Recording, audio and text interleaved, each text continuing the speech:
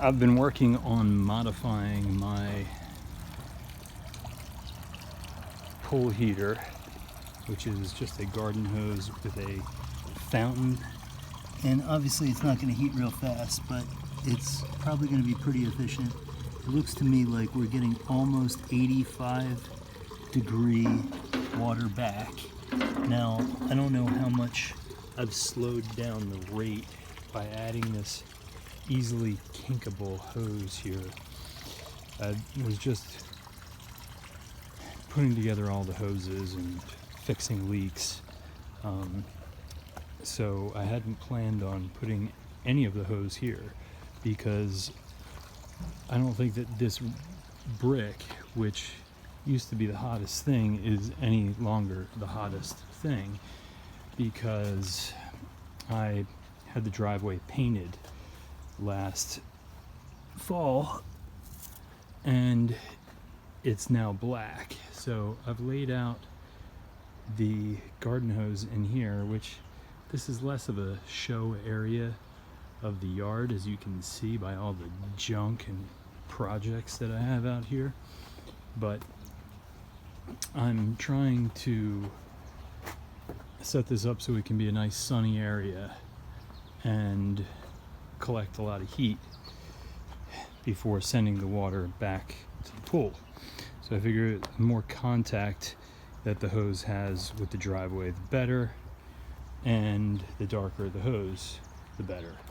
So I had essentially started with just that, and then the hose just coming to that corner right over there.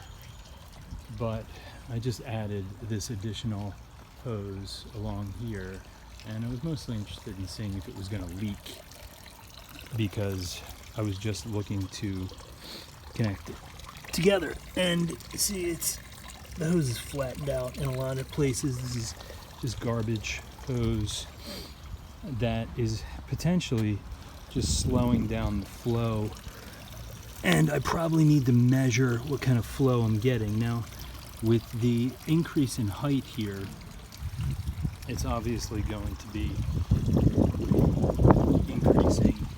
decreasing the flow rate, right? But I mean, I think that's 85 degrees. I'll probably get a better look. I mean, it might only be 84, but let's come over here to where we're picking the water up out of the pool and see what the temperature is. Now I'm dropping little drips of water right there. So we could probably actually measure that and find out what we got. But this is chilly here. This is definitely chilly. And it is below 70. Looks like it's coming down to about 68. So 68 degrees up to 84, 85. You can see there's more kinks in the hose there too. But my investment in hose repair is really the only investment I made here. And that is definitely warmer there.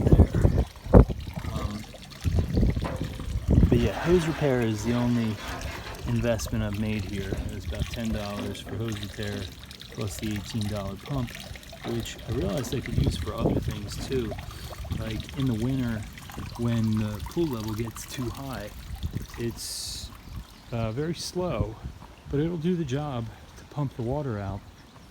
I actually take the hose and put it right into that drain, and this overflow here is just from a sink fitting, just to protect me in case it overflows. And you can see I kind of adjust the height here, but it seems to be holding pretty well, keeping the water level at the top of that box that I think is ideal. It seems to be where it's holding. I don't know if that's because there's a leak in there, or that's just evaporation. But once we get some heavy rain, it'll be interesting to see. I know that I did see it draining the way I had intended, so I'm pretty happy with the way that's working. thinking about replacing the robot with maybe an electric one. And I have some more work to do on the light. The screws that I used are rusting, and it was even making rust on the, I mean, even a little bit on maybe the freshly painted top area, but you can see I've got a lot more painting to do down the bottom, so it's good that I did that before I painted, not after. I decided that I would roll up the cover this year with the bubble side in instead of out. I thought that it would be cleaner that way. Yeah, I could probably spin it around or something like that so it rolls in the opposite direction, but right now it's been blown over. I might need to do a new cut on that thing, or maybe add some straps or maybe even weights to the end so it doesn't blow in the wind like that. But I'm pretty happy with the swimming pool this year, and I'm hoping to get it warm as quickly as possible.